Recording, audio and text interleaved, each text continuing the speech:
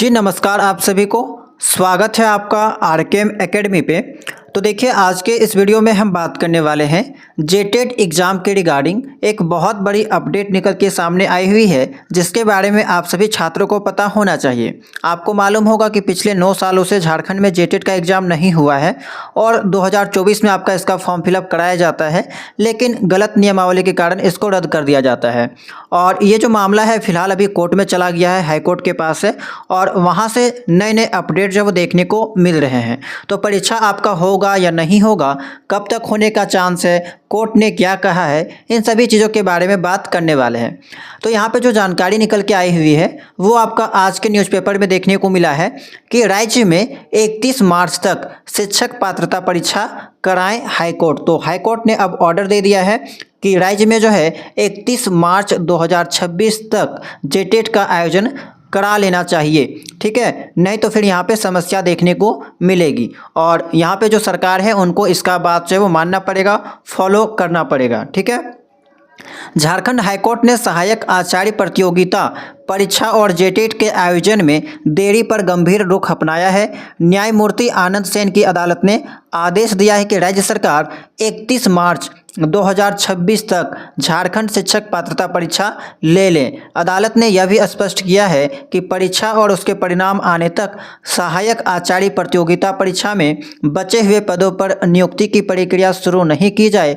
साथ ही जब तक झारखंड शिक्षक पात्रता परीक्षा नहीं होती है तब तक टेट अनिवार्य वाले प्राथमिक और मध्य विद्यालय में शिक्षकों के पदों पर नियुक्ति का विज्ञापन भी जारी नहीं किया जाएगा। यानी कहने का मतलब है कि जब तक अब आपका झारखंड में जेटेट का आयोजन नहीं होगा, इसका रिजल्ट नहीं आएगा, तब तक आपको किसी भी स्कूल में अब वैकेंसी देखने को नहीं मिलेगा जहाँ पे भी आपका जेटेट या टेट मांगा जाता है, ठीक है।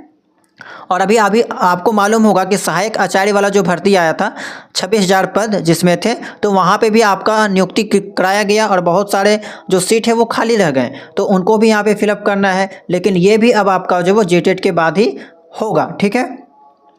इसके अलावा यहाँ पे बात कही गई है कि सुनवाई के दौरान अदालत ने शिक्षा सचिव उमाशंकर सिंह से पूछा कि राज्य में 9 साल से झारखंड शिक्षक पात्रता परीक्षा क्यों आयोजित नहीं की गई है और बिना इसके प्रतियोगिता परीक्षा क्यों ली जा रही है। सरकार का पक्ष सुनने के बाद अदालत ने उक्त आदेश पारित किया और याचिका भी निष्पादित कर दिया। हाईकोर्ट के आदेश पर स्कूली शिक्षा व साक्षरता विभाग के सचिव उमाशंकर सिंह गुरुवार को अदालत में सशरीर उपस्थित हुए। उनकी ओर से बताया गया कि सरकार जेटेट आयोजित करने की दिशा में काम कर रही है, इसके लिए नई नियमावली बनाई जा रही है। तो आपको मालूम होगा कि अभी तक जो है वो नई नियमावली नहीं बनी है, ड्राफ्ट उसका बना हुआ था और सभी से यहाँ पे जो उस चीज़ को लेके राय मांगी गई थी, ठीक है, और वो सब चीज़ हो चुका है। तो अभी आपके पास जो है वो कह सकते हैं कि 1-2 महीना में पूरा फाइनल हो जाएगा, ठीक है। हो सकता है इसका जो नियमावली है वो पूर्ण रूप से फाइनल हो जाएगा। उसके बाद जब अब हाईकोर्ट ने ऑर्डर दे दिया है तो 31 मार्च से पहले जो है इसका भी आयोजन देखने को मिल जाएगा। तो अगर बात करें यहाँ पे कि आपके पास समय अब कितना बचा है, तो देखिए पूरा सितंबर तो अब ख़त्म हो चुका है, ठीक है। उसके बाद अक्टूबर, नवंबर, दिसंबर, इधर आपका 3 महीना हो गया और 2026 में मान लीजिए 3 महीना, 31 मार्च से लास्ट मार्च तक, तो टोटल अब आपके पास महज 6 महीने का समय बचा है। 6 महीना देखा जाए तो ज़्यादा समय भी नहीं है। आप अभी से ही एग्ज़ाम की तैयारी स्टार्ट कर दीजिए, ठीक है, क्योंकि 1-2 महीना में अगर आप प्रयास कीजिएगा तो 1-2 महीना में एग्ज़ाम की तैयारी नहीं होगा। लेवल ठीक ठाक रहता है। इस बार सीटेट के पैटर्न पे ही आपका एग्ज़ाम होगा और अगर आप अभी तक सीटेट क्वालिफाइड नहीं किए हैं तो यहाँ पे भी आपको दिक्कत आ सकती है, ठीक है। इसी कारण से इसको पास करना ज़रूरी है। भले सीटेट पास नहीं हो लेकिन इसको पास करना ज़रूरी है, क्योंकि यहाँ पर 9 साल के बाद होने जा रहा है और पता नहीं 2026 में होगा, उसके बाद फिर कब होगा, ठीक है। तो यहाँ पे आपको एक चांस मिलेगा, दोबारा चांस का यहाँ पे उम्मीद रखना बेकार है। पता नहीं आगे कब होगा कब नहीं होगा, इसी कारण अभी से ही आप लोग इसकी तैयारी स्टार्ट कर दीजिए। 6 महीना ज़्यादा वक्त नहीं है। अच्छा, अपियरिंग वाले स्टूडेंट्स के लिए क्या कहा जाए, तो देखिए अगर पुराने नोटिफिकेशन के अकॉर्डिंग देखा जाए तो उस समय लास्ट ईयर वाले जो भी स्टूडेंट थे उनको यहाँ पर मौका मिला था, ठीक है। लास्ट ईयर वाले, जैसे बीएड आप कर रहे हैं या फिर डीएलएड कर रहे हैं, तो लास्ट ईयर में अगर आप हैं तो आपको मौका मिल जाता है। वहाँ पे आपको एक अंडरटेकिंग फॉर्म देना होता है, ठीक है, तो आप लोग अप्लाई कर सकते हैं।